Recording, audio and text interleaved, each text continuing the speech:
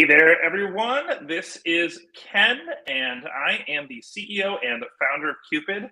Thanks you so much for tuning into our very first live matchmaker training. I have the fabulous Cara Bell with me. I'm going to bring her into the video now. And before we get started, I'll tell you some quick updates. At the bottom right of your screen, you can see a little QR code. You can scan that if you'd like to become a matchmaker. And you can follow us. We have a Discord community. We're on Instagram, YouTube, and our website. We are hiring matchmakers, and we will be launching our platform on October 28th. So we are excited to see you there. And without any further ado, Cara, welcome to the call. Awesome. I am super excited. I have been waiting months for this opportunity. Literally, I've been waiting months for this opportunity. So I'm really excited to join Ken today, get you guys all ramped up to be a professional matchmaker, handle your questions, your comments. Let's do it. All right. So Cara, let's just kind of start off. You know that Kupid is a platform that welcomes anyone and everyone to become a matchmaker. And the reason why is we believe that everyone has something unique they bring to the table. Before we even went live, you and I were talking about all kinds of different sexualities, religions, languages, communities, physical locations. There's just everything. When it comes to relationships, they're a little complex, right? So can you tell me a little bit about your matchmaking experience and how the world you were in before you became a professional matchmaker? Well, the world I was in before I became a professional matchmaker is I'm usually in my own little world, but I have a ton of sales background. I was a person that was like the chatty person in the room that wanted to talk everybody up and love everybody up. So that really naturally led me to kind of more of a sales role, customer service role. That allowed me to kind of really hone my personal skills and getting to know people and talking to them more on deeper levels, not just that instant connection. And so from there, I decided, well, I've always decided that I wanted to be a matchmaker. I didn't know how feasible it was to be a professional matchmaker and actually make money at it. Sure. I had kind of built my life around like my bills, right? So how do I transition into a matchmaking opportunity? So the time came where I was offered, I had actually, let me back up. I had put in, filled out this job offer about being a matchmaker, and I just kind of filled it out, forgot about it, kept my fingers crossed, didn't hear anything for weeks. I think it was like 6 months later, they reached out to me and said, "Hey, are you still interested?" And I'm like, is this a joke? Is somebody punking me? But I was like, yeah, I would love to do it. The challenge at that time, Ken, was that I was already in a full-time career. It was something I wanted to do. I had bills I had to pay. I couldn't just exit stage left. So what I did was I asked them about working part-time, and I'll go ahead and tell you who I was working with. I was with Talkify, no secret. So I worked with them. I started myself slowly. Not that I didn't, wasn't capable or didn't have that faith in myself that I could do this. It's just that once again, I have bills. I can't just drop the ball and do matchmaking. So what I decided to do was take on a part-time role with them. I started off with about 24 clients, which I learned at a later date that was actually full-time. Just like Cara, 24 is a part-time job. 24 was my part-time job. I was like, piece of cake. So I was hustling. I had a 9-to-5 job. I would hop off of my 9-to-5 job, log on with Talkify at 5:30, and let's go. So what I did was I said, let's dissect this. Let's make this as easy as you can. Let's really give yourself, Cara, the best possible chance. So I just dipped my toe in, and then I said, hey, I am good at this. Nobody's stopping me now. So 6 months later, I resigned from my full-time job. And I was making more money part-time with Talkify than my 9-to-5, getting up every morning, hated going to work, commute to work, come back, cussed at Fight with the everybody. I was boss. Yeah, yeah, driving, yeah. So Hmm. it led me into a full-time position, and the rest has been history. It's been liberating. It's been they say that when you do something you really, really love, it's not like work. And so it comes like second nature. It's a piece Right. of cake. I would not change this career for anything in the world. Right. I mean, that's the dream, right? Like I think I told you, Kara, whenever I began this company and before we've launched, I have met with more than 250 individual matchmakers who signed up, and Cupid has in the thousands now of people who are excited to like join us. But so often I hear the phrase calling, passion, like this is my future, this is my plan. And that's one of the many inspirations behind us because building a company is not easy. So we are constantly inspired by that. So, Kara, I know you've worked a very long time. You're going to have lots of stories. You and I are going to be on a lot. So we're going to do lots of trainings. People can check out our YouTube channel if they want to subscribe and then follow on these live trainings. And these trainings are always watchable later if you don't catch it live. But beyond that, why don't we go ahead and get into like your first like point for today of what we're going to try to train on because we're only doing 30 minutes today. So talking about the qualities of a successful matchmaker.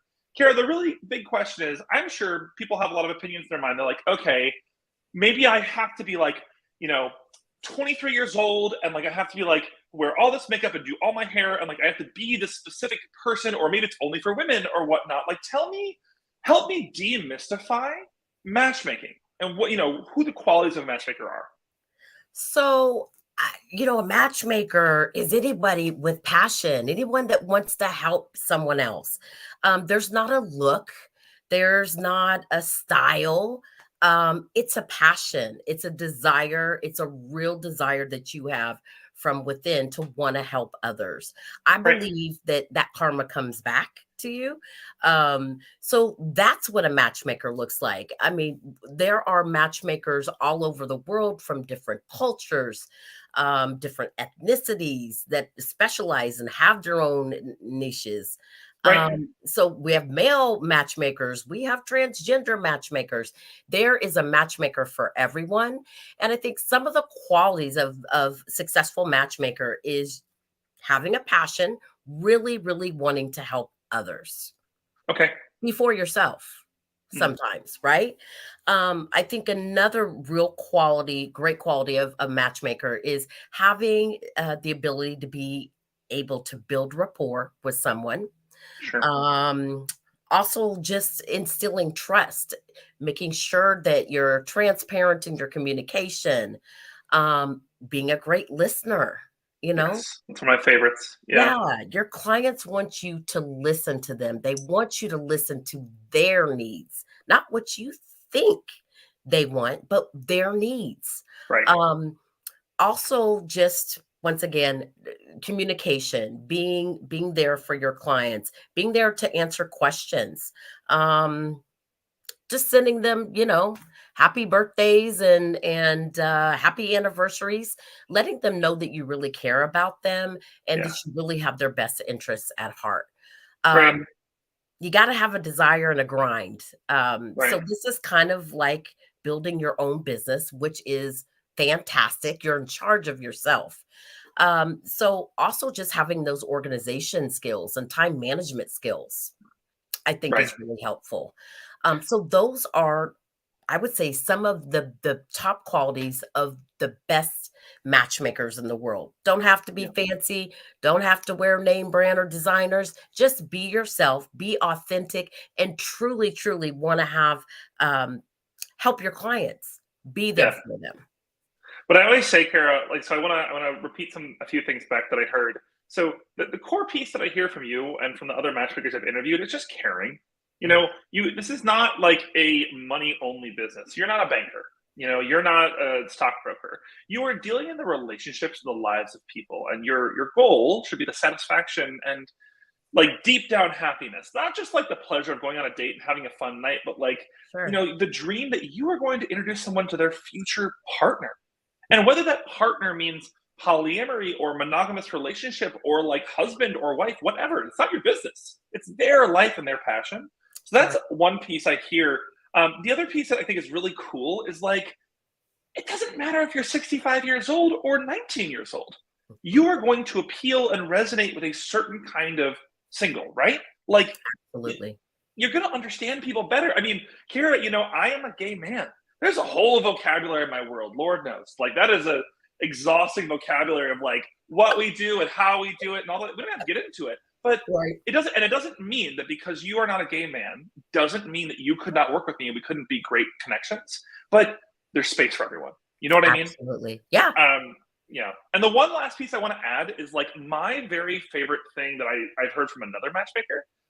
Cassie, thank you for joining us. We have some folks. If you guys want to put your comments on YouTube, Hey, we can actually Cassie. see you and pull up the screen. But my favorite thing that I've heard from matchmakers is just judgment. You said it already, creating safe space and like letting someone be honest and like rapport and trust. But like, if you judge me when I tell you, like, this is something I do like or I don't like, and you say to me, well, I don't think that's okay. Or like, maybe you like, that's, you're being too picky. Right. What is the point? Like, what's the point of me working with someone to help find? Now, expectation settings are a different thing, but I think that's another conversation. Right. I mean, yeah, you have to not be biased. Political affiliations is probably one of the biggest things now, deal breakers these days. And boy, you don't want to set someone across the dinner table and know that it could possibly flip. So yeah, I think it is really important. I think with the midterms coming up, Kara, we should do an episode on that, on like dating politically. I think it's really interesting because like if the United States or like the world is getting more like diametric, what Right. do we do? Like, how do we ever like have any middle ground and like have democracy? But I say this is another episode, but I'm gonna move to our next topic because I like to start fires. Love so it. Kara, let's go to the next topic, which is like, how do we introduce our matchmaking business? When do I do it? Do I throw up at everyone I see? Do I just say like, I'm everyone? Like, how do we do this, Kara? How to introduce your matchmaking business. We all have friends. Okay. First of all, you have to have a story, right? I feel like you have to have a story as to who you are. Why are you doing matchmaking? Right. What qualities do you have to bring to the table that you feel like that you could be a great matchmaker for this individual, right? So I would say that you definitely have to have a story, and that we all have friends. We are on social media. Use your Facebook, use your Instagram, use your Pinterest, use any of your social media accounts. The first thing is, I feel like those people are already your friends, right? So there's already a little bit of trust there. Those are going to be the best or some of the best people for you to reach out and say, hey, I'm a professional matchmaker. I'd love to help you. You have to not be shy about talking, right? I'm the type of person, I strike up conversations with people in the grocery store. They think I'm crazy because I'll tell them everything. I'm just a very transparent person. So talk to as many people as you can. Post it on once again, your social media. If you're in groups, you go to church. Spread the word. Let your friends and family know. Those are going to be some of your best advocates to help you really grow your business. We all have friends, so let's start there. So, Kara, I want to actually hone in on that. So, everyone knows when you start any kind of business, you tell your friends and family, right? But matchmaking is unique because let's say, Kara, I post on Facebook and I say, as we've heard from many matchmakers, hi, I'm a professional matchmaker. If you've never worked with me before, you'd like to try this. It's super, like, it costs $100 a month. It's very inexpensive compared to like any of the other matchmaking solutions. Right. Don't mention Talkify. Like, let's not even get close to that, right? So, but no shame, It'll but break like, the bank. I mean, get ready. I hope you got 5 figures ready to go day one. But anyway, so when we think about matchmaking, it's actually unique that people need to know what you do because your friends and family and social media and your church and your Facebook group, they might have a match in their network for your client. And so even if your friends or your family, they're not interested in like hiring you or they're married or they're all happy, fabulous. But to me, the reason why the reason why people, me, everyone wants to hire a matchmaker is to leverage your connectivity and your network and your social, aspect, like doing that, right? Right. So, do you think that's an important part of matchmaking? Is like it's not only to find clients, but it's also to find matches for your clients. Absolutely, because I mean, you have to build your database up. So, just talking to people, even if they aren't interested in matchmaking service, it is going to be crucial for your databases and for you to be able to match your clients with. So, Right. anybody Okay, I that want you to can talk to, talk to. Yeah, I love it. I'm going to do two shameless quick plugs, Kara. So, if you guys are matchmakers and you're watching, which by the way, Kara, check out this comment we got from Cassie. She said that her and her husband have separate political views and she could provide us some insight. So, Cassie, I think she should come join us Mm, on one of our streams one day and we can talk about this because Cassie's a matchmaker with Cupid. And I think it's a really great conversation. Like, absolutely. personally, I might lean one way, but I refuse. Like, I'm a gay man. I have a small population in the world where I can date. I can't say, like, just because you have this political view, we can't connect. And, like, don't we all want to get back to a discussion point anyway, where we can, like, discuss these things and, like, be adults? Like, there is no, like, Yeah, purple versus green. Like, that's not real. So, exactly. I'm getting my soapbox. You better watch out. You wait No, until the midterms come, Kara. that's So, exactly right. It may not be a deal breaker. People think it's a right, deal breaker, but right. like, how adult are we, and can we have those conversations openly? If we can't even have, like, a one-to-one conversation as, like, two Americans or whatever, citizens. Exactly. So, two shameless plugs I want to make real quick. So, shameless plug number one, you talked about database. So, if you are considering matchmaking, Cupid provides you a super unique opportunity, whereas every matchmaker actually kind of works together. And here's what I mean by that.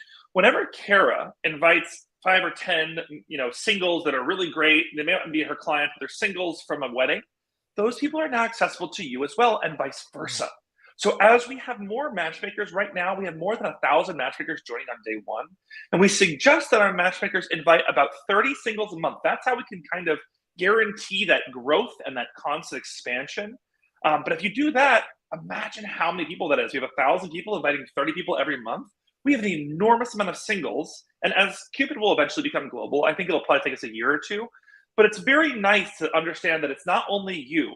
Kara, in traditional matchmaking, if you ran your own matchmaking firm, who would be responsible for your database? They would. Yeah, or You're you, at their right? mercy. Yeah, or me. Yeah, Or you. And so, like, you get a client, fabulous, but now you got to go dig and find everyone. And so, we exactly. built Cupid a little bit different, right? Trying to help everyone work together in this effective way. And so, like, there's some people who'll be really great at socializing, some people who are really good at getting clients, and a smattering. One more quick plug. Sorry, Kara, I'm that guy today. So one more quick plug is on our launch in the month of November. We're actually hosting a leaderboard competition. So Mm, matchmakers, you have the ability to earn. There's three tiers. First place is $1,500. Second wow. place is $1,000, and third place is 500. And all that is whoever invites the most singles that obviously create a profile. But the idea is we want to reward you for doing what you need to do to be successful. Because inherently, some of those singles are going to want to hire you, and that's going to help build your business. So we are here to incentivize that. And as I talk about your business, let's talk about branding. So Kara, our next topic is building our brand as a matchmaker. So we've touched a little bit on niches, but like if you're talking to someone who's brand new to matchmaking, where do they start? How do they start building their brand? How to start to build your brand? You mean in terms of like your when you say your brand, your client database, or you No, yourself as because a the database is shared. So think of it like this, right? So I come to a wedding, Kara, and you're sitting next to me, right? And we're both just like friends of the bride. And you inherently ask the question that everyone asks, which is, what do you do? Do I just tell them that I am a matchmaker? Or do I need, I mean, you told me I needed a story, right?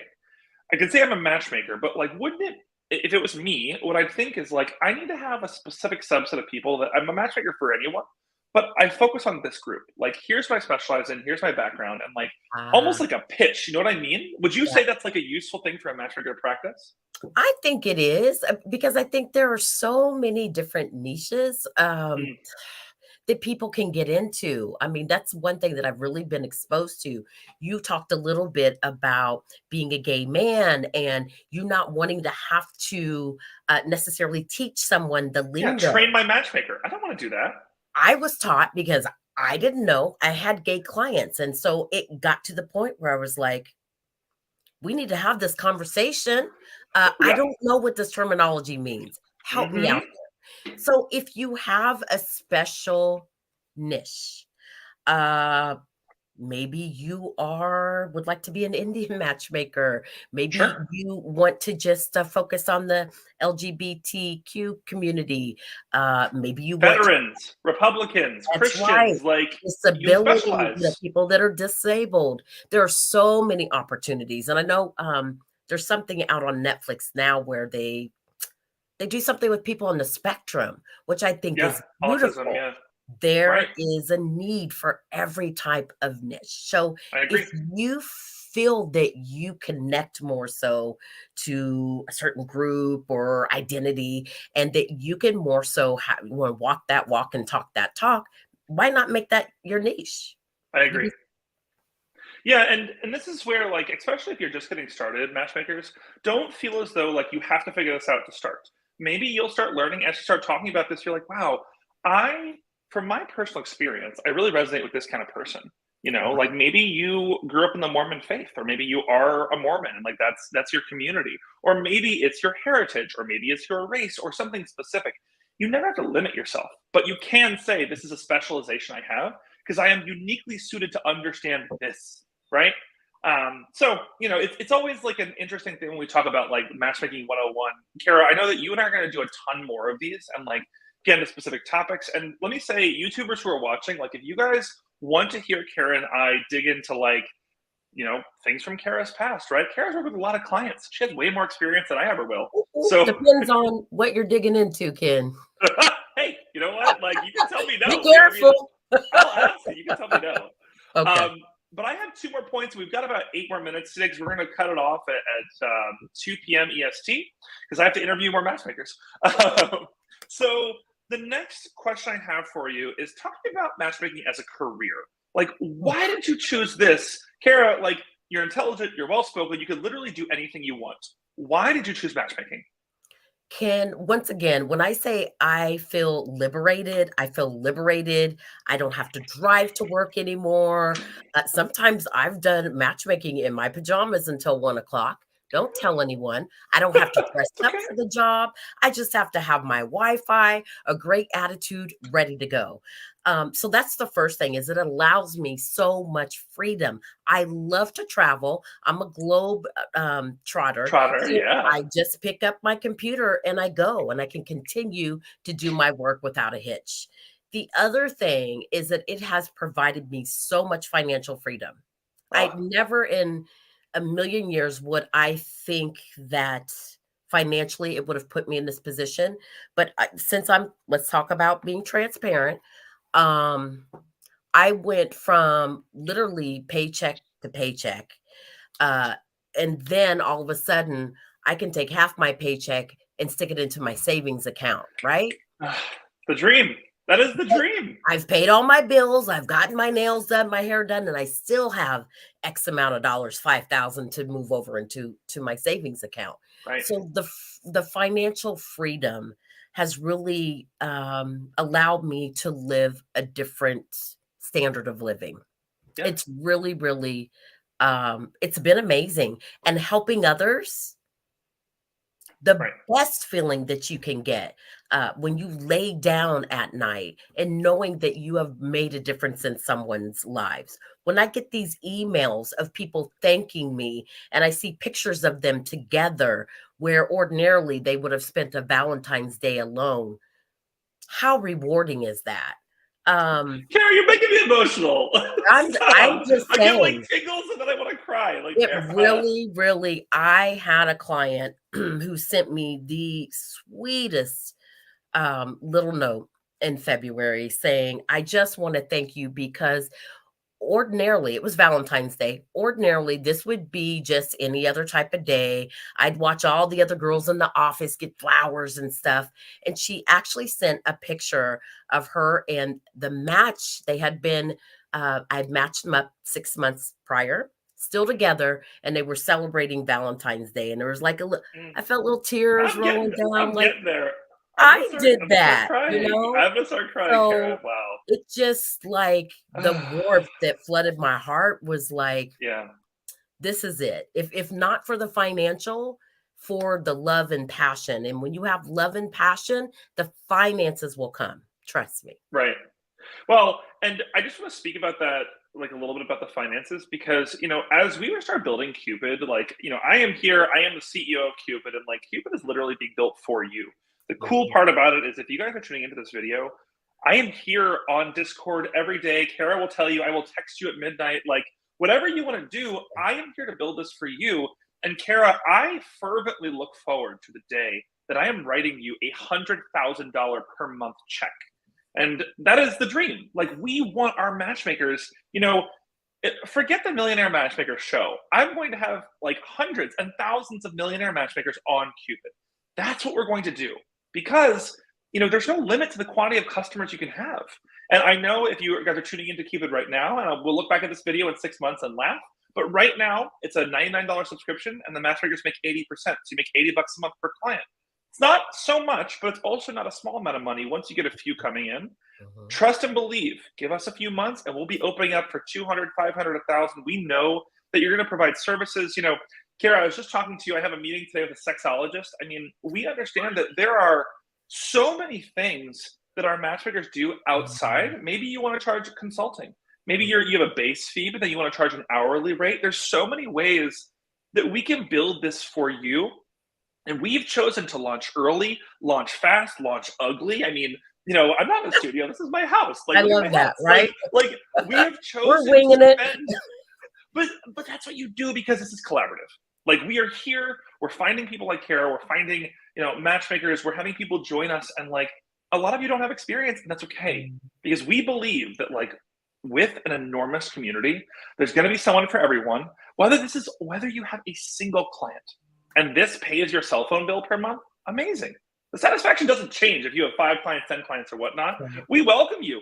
Everyone, we welcome you to become a full-time matchmaker. But if not, this is a really fun part-time hobby that pays you, and you do it all from your phone, right? And if you're anything like Kara, Kara, I don't know if we've connected about this, but I have visited 40 countries, okay? I love to travel, and I will never be in a world where I have to commute to an office again and someone tells me how to live my life. No, thank you. I can't No. do it. Smelling somebody's stinky perfume, or I No. just can't do it anymore. I mean, I make a joke, but like, for real, I'm getting too old for this. Yeah. Like, the things, like, I understand. People talk about that, like the golden handcuffs, right? Of like the salary and the job. But like, what I always say is, when people see Cupid, they're like, well, I'm not ready to like go full time into that. And I said, that's totally fine. Like, Cupid is run from your phone. Cupid is a conversation you have at brunch with your friends if you want to, and it's not a huge time investment. How many profiles? This is not Tinder or Bumble or Hinge where you're trying to send thousands of like lackluster, non-fitting people to your clients. Right. That's not what they're paying you for. It's the opposite. I am talking too much. So, Kara, we've got 2 minutes to wrap up. We've kind of hit on every note I wanted to. Our last point was, maybe you want to give us a little bit about why someone should hire a matchmaker, and then we can kind of end there. Well, obviously, if people are single, what they're doing is not working, right? So I mean, that is just the bottom line. Why not? For $99 a month, Ken, I've spent Chick-fil-A probably $99 in 2 weeks. So I just feel like what I used to say to people is that we make investments in ourselves, in our education. We make investment in our kids. What about our love lives? Why are we forced to go to a Tinder or a Hinge, or Bumble? I've never been on those apps, and swipe. So go ahead, invest in yourself. And sometimes it takes someone looking outside the box to really be able to find that perfect match for you. And some people just get in the way of themselves. I bet you I do that. I have this nightmare, Kara. I'm going to tell you, I'm going to end it here, right? So, someone who has, and Bella and Cassie, thank you so much for your comments. Hey, Bella. We welcome you guys so much. So I told Bella this recently, but one of my nightmares is that on these swiping apps, you've never used them, but Kara, like when you swipe left on someone, you don't see them again. You see someone's photo for about a half second, you see like 2 or 3 photos, and you don't see their profile again. They're gone. Really? And one of my nightmares is like, okay, what if like I was like not in a good mood, or I was grumpy, or like I saw, I see him like holding a cigarette, or I see something I don't like one tiny little infinitesimal thing, and then my lizard brain, not my mammal brain, like the strategic, my reptile brain's like, no, and I swipe left, and I have this like nightmare that I'm swiping left on my husband and the life we could have had together, and like all this, like, because I made some dumbass decision. That's a lot of pressure, Ken. That's a I hell of mean, a lot of but it's pressure. reality because like they Yeah. say that on the average user on Tinder or Bumble or Hinge, it's all the same swiping thing, but the average user spends about 90 minutes per day. And you only get like 1 to 2 matches out of that, maybe. And for women, it's much higher, but for men, it's a lot of work. And so the And who challenge has comes time in. for that? 90 minutes? It's Seriously? That I you can't answer get back me. on my life? You tell me. I don't know how. I mean, I've been doing it for a decade, and it's not working for me. That's the other reason you need to hire a matchmaker, is because a lot of people are busy. They don't I have know. time. Right. They don't want to. Maybe Right. they don't go out a lot. They're married to their jobs and they don't have opportunities to meet other singles. So But they that's have what they need to passions. They do. have career. I mean, like, this is what I always laugh is when I talk to like my female clients at Cuba. They always get it. Immediately. They're like, "Of course." Like, how many Saturdays do I have that are not spoken for? I have a wedding, I have an event, I have a thing. Like, I have to be picky with my Friday nights because I don't have that many in a year. Men will waste your time all day long. Let me tell you what. Like, So do preach and ladies. praise, right? So do ladies. Ladies waste time too. I listen. I'm Some not of them. genderist. Yeah, I'm just Yeah. saying that I feel like in my experience with my friends and my connections, there's that like there's just women have a very different time value than men do, at least by and large. But I'm just being genderist here. So Agreed. anyway, I could be better about that. But thank you, Cassie. Thank you, Bella. Kara, thank you so much. This is our very first live. Hey, I think we did pretty yeah. good. Cassie, Bella, see you ladies soon. I'm super excited about this. I know they are too. So Yeah. let's go. All right, we'll be on next week. Thank you guys so much for watching today. We're going to have several lives a week, so just subscribe to the YouTube or make sure your email, or if you're not already in our Discord channel, you can find out your email if you sign up to be a matchmaker. And on the bottom right of this video, you can go ahead and take a picture of that little QR code, and it'll send you right to our sign up. We'll see you next time, and thank you, Kara. Bye, everybody. Bye.